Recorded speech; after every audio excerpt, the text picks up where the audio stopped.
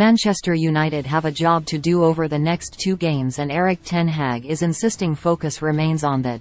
But it's hard for thoughts not to drift towards Wembley on June 3 and a seismic Manchester derby.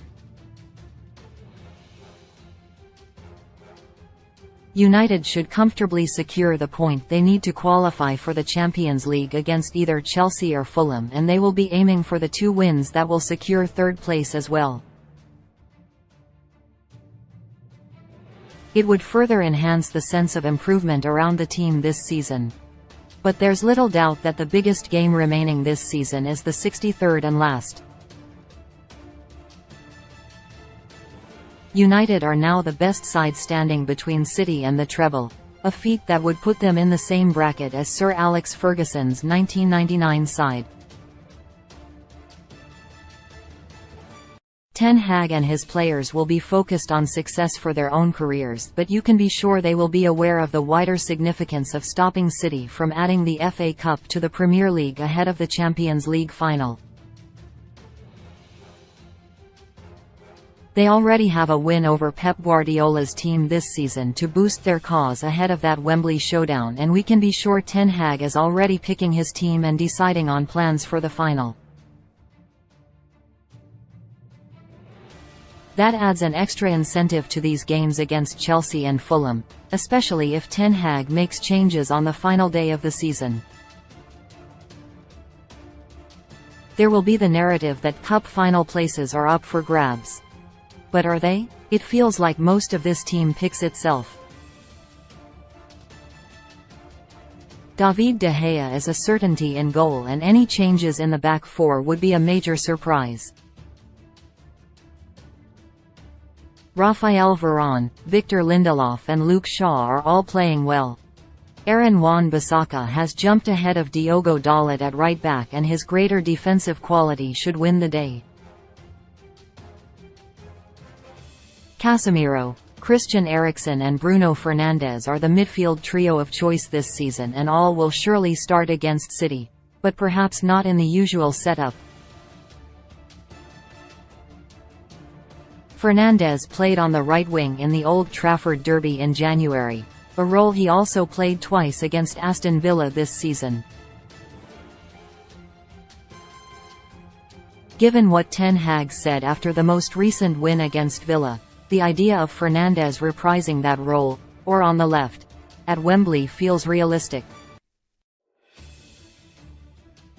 He can play several roles. From that perspective, you need players like Bruno to be successful.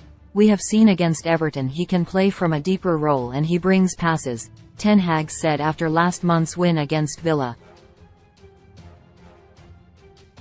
As a 10 we know what he can do, but also from the side he's a very good presser. He understands the moment when to close down, and when to put an opponent in trouble. He knows when to track back and close passing lines, to close opponents. Even if our press gets beat, he knows when to get back. He can play in between lines and give the pass, but also for himself he can get behind the lines.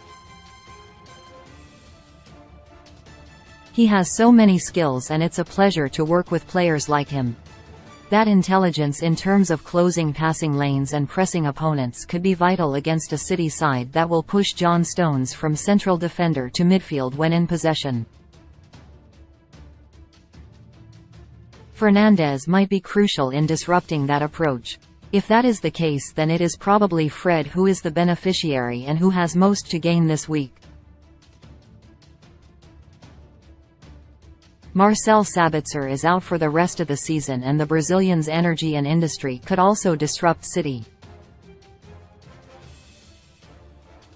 Marcus Rashford's return to training after illness is a timely boost, and the 25-year-old is a guaranteed starter in the cup final.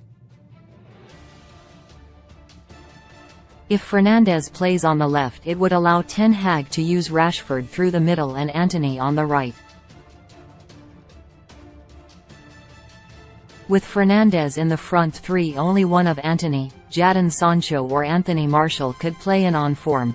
It is the £85 million winger who should be winning that argument.